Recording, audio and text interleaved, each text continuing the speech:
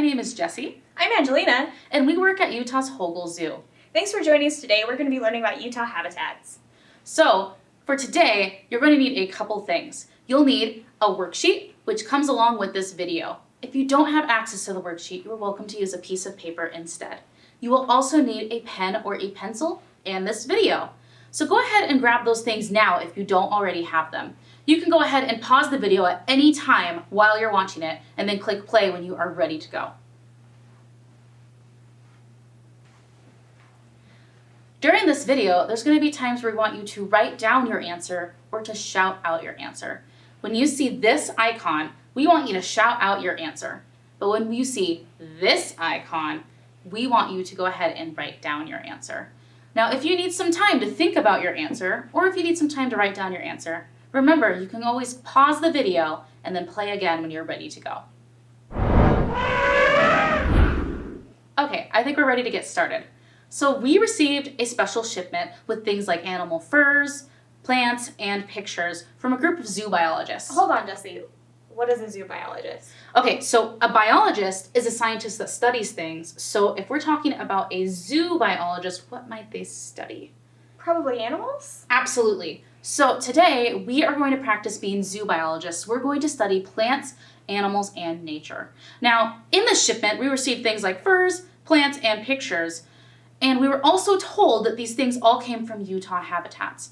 However, the most important part, all the scientists' notes, went missing. Oh no. So, today it is going to be our job to try to figure out which 2 Utah habitats were in this shipment. Do you guys think you can help us do that today? Okay, so I think we're ready to get started, so we need to become scientists. So let's go ahead and put on our scientist hats. And now we're officially scientists. So in order to be scientists, we need to learn some scientific skills. The first skill that we need to do is learn how to ask questions.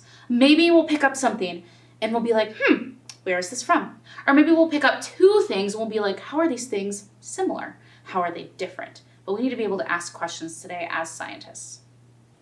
Next, we'll need to make some observations. What's an observation? An observation is when you study something using your senses. So for example, I could look around right now and study things using my eyes. So if I were to do that, I could notice that we're both wearing glasses. I could also notice that your hair is dark colored and mine is light colored. Okay, that makes sense, but what are some other senses we could use to help us observe the world around us? Yeah, that's right. We can use our ears to hear, we can use our nose to smell, we can use our fingers to feel, but for right now, we're just going to be focusing on our eyes to see.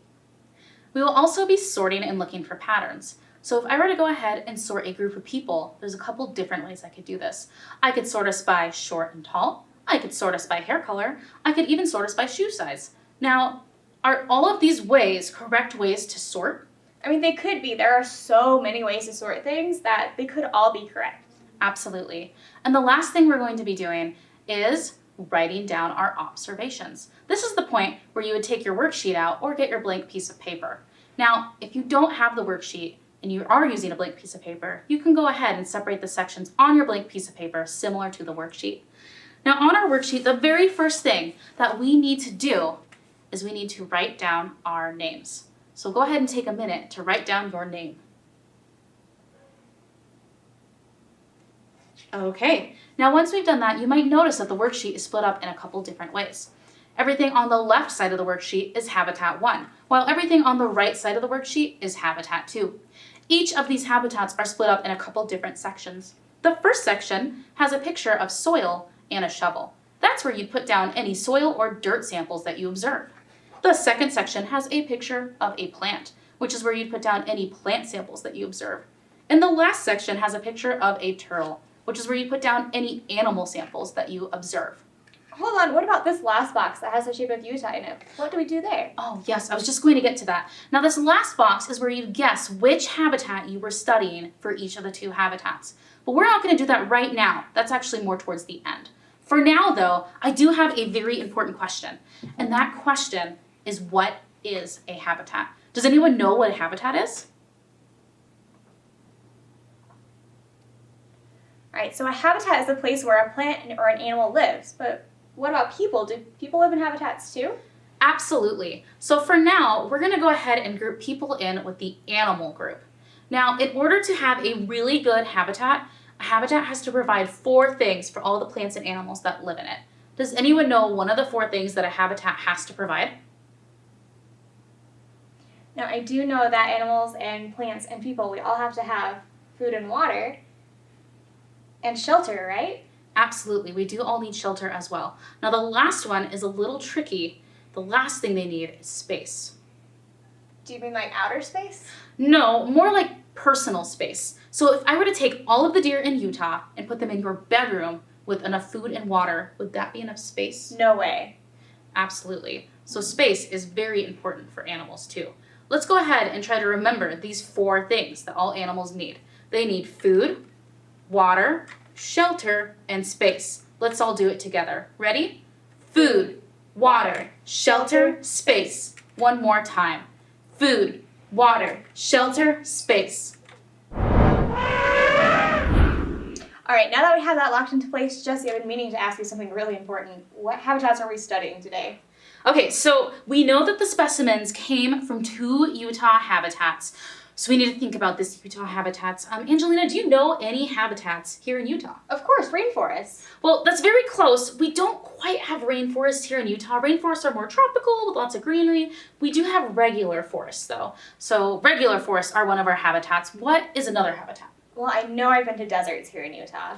Absolutely. Actually, deserts are one of Utah's most prominent habitats. We are the 2nd driest state in all of the United States. So we have forests and deserts. I'm thinking of one with really tall things covered in snow during wintertime. Like our mountains? Yes, exactly. We have mountains here in Utah as well.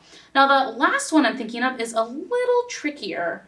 It has to do with wet stuff. So, like, I know we have, like, the Great Salt Lake, and we have rivers and streams, and I've been to some marshes. Yes, so all of those words all fit into this next habitat, which is called a wetland. And it's anywhere where the land is wet. So we have 4 main Utah habitats. We have deserts, forests, mountains, and wetlands. So we are going to go ahead and press the save button on our brain, click, to remember those 4 habitats, because we know that 2 of those habitats are the 2 that we're studying, and all of the things that we brought today are from 2 of those. We're just not sure which yet. Now remember, everything on this table has to be sorted into either Habitat 1 or Habitat 2. So we have 2 signs, Habitat 1 and Habitat 2. We're going to go ahead and put up those groups now so that we have 2 piles to sort into. Now, we have our 2 piles, we have everything on our table. Let's go ahead and start with this. So this is a soil sample. It says soil on the lid, so we know it's dirt. However, we're just trying to notice something about the dirt. So maybe we're noticing the color. Maybe we're noticing if it's dry or wet, if it's big pieces or small pieces, if it makes a sound. So go ahead, observe this dirt, and use this time to write down one thing you noticed about the dirt. Remember, if there's not enough time between the pause, you can pause the video and then press play when you are ready to watch again. Okay, so what is something, Angelina, that you noticed about this dirt? So I noticed that it's orange and it's dry, and all those little pieces in there are pretty loose. There's no like big clumps. I agree. So for now, we're going to take this and we're going to put it in our Habitat 1 pile. We're still not exactly sure which habitat it is, but for now, we've got to start somewhere. So we'll take this and put it in Habitat 1. Okay, let's go ahead and observe this soil the same way we observed the first one. Now this one also says soil sample on it, and we're trying to notice the same things about this one that we did in the last one. So maybe we're looking at the color, maybe we're looking at if it's dry or wet, big pieces or small pieces, if it makes a sound. Go ahead and take a minute to write down one thing you noticed about this dirt in your Habitat 2 soil section on your worksheet.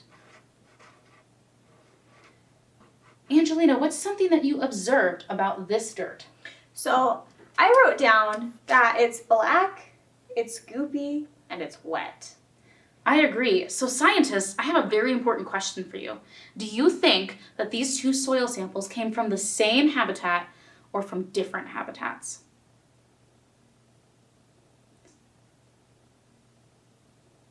What do you think, Angelina? I think they come from very different habitats. The only thing I can see that's the same is they both say soil sample. I agree. So we're going to go ahead and take this soil sample, the dry one that we already sorted, and put it back in Habitat 1.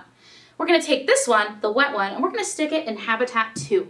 Now we have our 2 piles started off, so we know that everything on this table will go into either Habitat 1 or Habitat 2.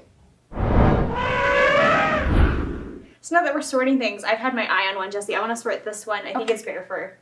Okay, now remember, we don't have to know what animal it came from to sort it. We just have to look at the fur and observe it. So maybe what we can do, because animals like to camouflage, like to blend into their surroundings, we can take the fur and we can see if it matches the soils in the habitats to see which one it might blend in better with. So let's go ahead and take this fur and compare. Is that a good match? Not really. No, I don't think it is either. Let's try the other one maybe. Is that a better match? I think so. I think so too. Oh, you know what I just noticed? There is a clue on this fur. It says found near mud. Okay, so mud is usually pretty wet, right? Yeah. Okay, so then which of these 2 habitats would be the muddier one? I think it's going to be Habitat 2. That one's pretty wet. I agree. So let's go ahead and take that fur and put it in Habitat 2. Now I really want to do this fur. And we can sort this one the same way that we just did the last one. So this fur kind of has a lighter color. Let's see if it blends in with the habitat a little better. So there's Habitat 1.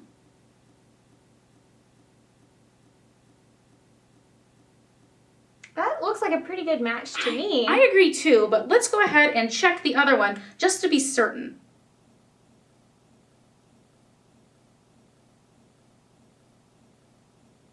Yes, I think we are certain that it does in fact match Habitat 1 better. So I'm going to take it and put it in Habitat 1. All right, so now that we're sorting things, I have had my eyes on this picture. I think it looks really cool. I think these are cacti. Yeah, okay, so it does kind of look like a cacti, but does it have a clue on the back to help us out? This one does. It says they have thick leaves and spines for defense. Okay, so if it looks like a cactus and it's a thick-leafed pokey plant, would we put it in either Habitat 1 or Habitat 2? I mean, usually when I see cacti, like I find them in dry places, or if you have them at home, you don't water them very often. I agree. So let's go ahead and let's put this cactus in Habitat 1. Now on your worksheet, go ahead and write down cactus under Habitat 1 with the plant symbol. Now let's go ahead and do another one. This one's a little tricky. This looks like a plant called duckweed, and this one does in fact have a clue on the back of it. It says small plants found in water. Now, out of these 2 habitats, which habitat do you think we should put this one in? Habitat 1 or Habitat 2?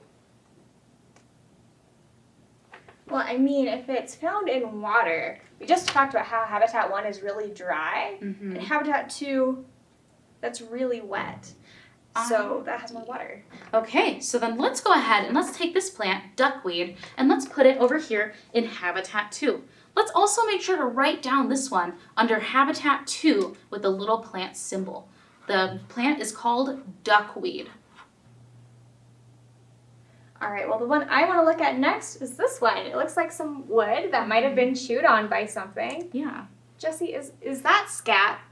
Scat is a scientific word for poop. Now, this isn't real poop, it's just pretend poop. It's made of rubber. Now, if you were to see real scat in the wild, please don't pick it up. Just leave it where it is. But we can pick up this one. So when I observe these, I notice that it looks like it's been chewed on by an animal. Jessie, do you know any animals that chew on wood? Let me think. Oh, don't beavers chew on wood? Oh yeah, they do. Okay. So if we think a beaver might have chewed on this wood, where would a beaver live? Would it live in Habitat 1 or would it live in Habitat 2? I mean, I'm kind of thinking Habitat 2, because when I think of beaver, I think of them swimming. I agree. So let's go ahead and let's put all the chewed on wood samples and all of the fake scat over here in Habitat 2. Now, one that I've been really wanting to do is this one, because it kind of catches my eye. It's this plant. It's got very tiny leaves, and it seems to have shriveled up berries too. Now, this plant came with a clue. The clue says, found near sagebrush. So this is a picture of sagebrush, so we can get a better idea of what it's found nearby. Now, knowing this, do we think we should put this in Habitat 1 or Habitat 2? Well, I mean, when I look at it, it looks like it might feel a little dry, Jessie. And then when you look at that picture, I don't see any water in that picture. I agree. So let's go ahead and take the plant in the picture and put it in Habitat 1 for now. Okay, we are almost done sorting through all the stuff. So Angelina, why don't you pick the next one? Okay. All right, so I really liked this one. I think it's really cool. It kind of turns kind of a purpley blue color on the edge.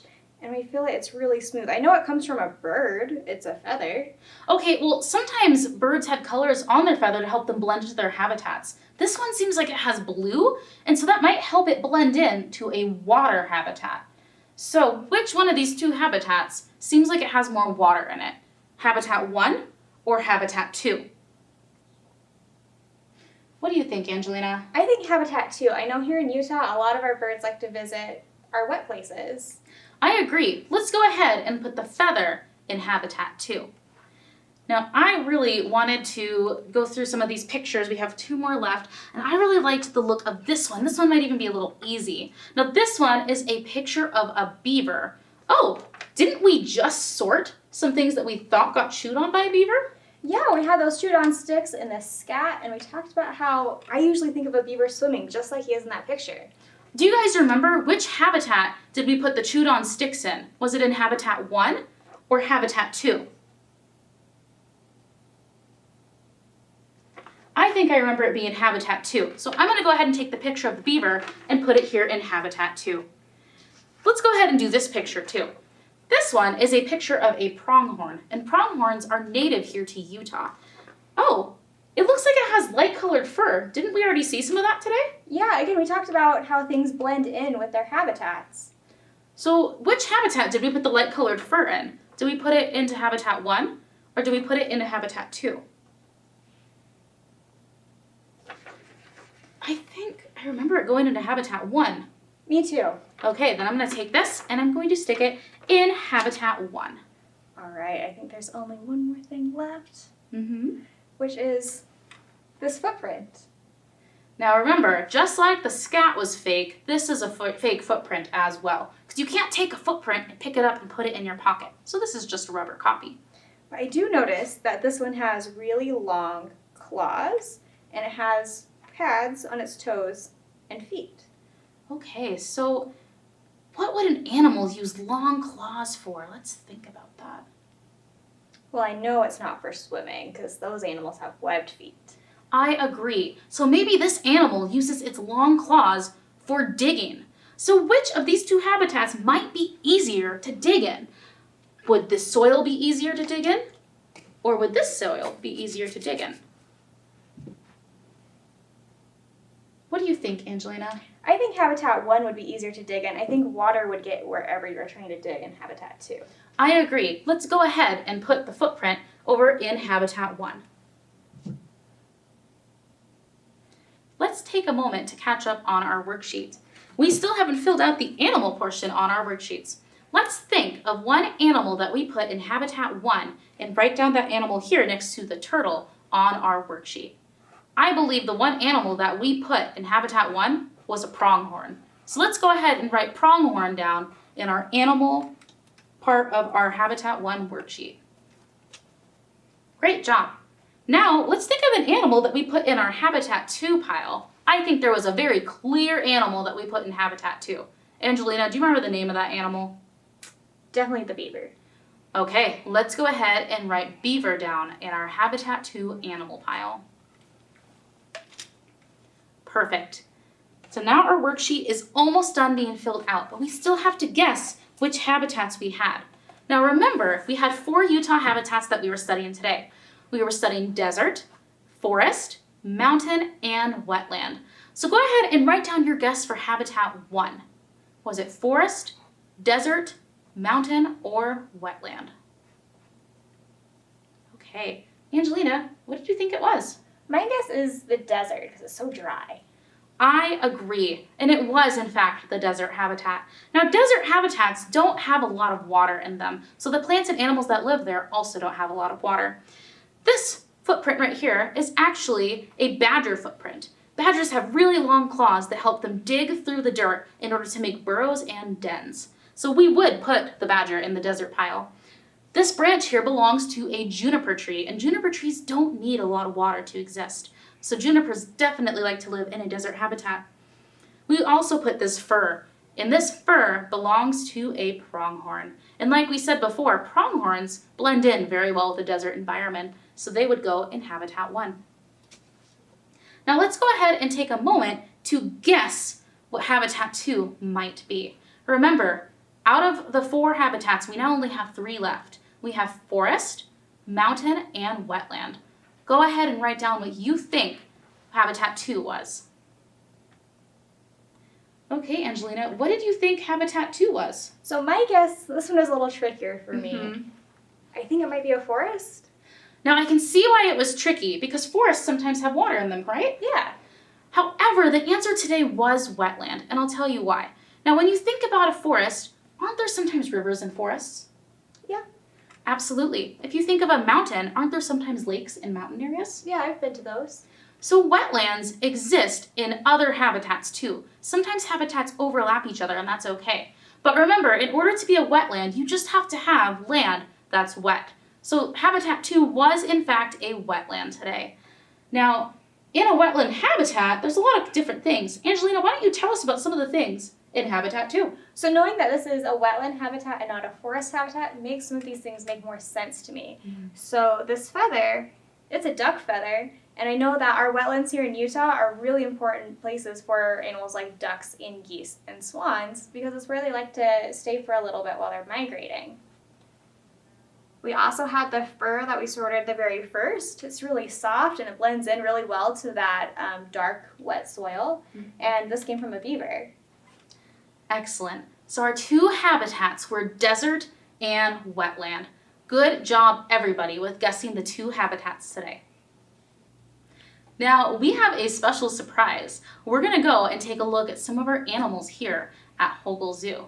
But before we do that, Angelina, if I were to take a fish and place it in the desert, would it survive? No way, fish have to have water. Absolutely. Now, some animals need certain things in their habitat, while others need other things in their habitat. And that is called an adaptation. What's an adaptation? An adaptation is either a body part that an animal has or a behavior that an animal has to help it survive in its habitat. So let's take the beaver, for example. Beavers have lots of body parts that help them survive in their wetland habitat. What's one body part that a beaver has to help it survive in its wetland habitat?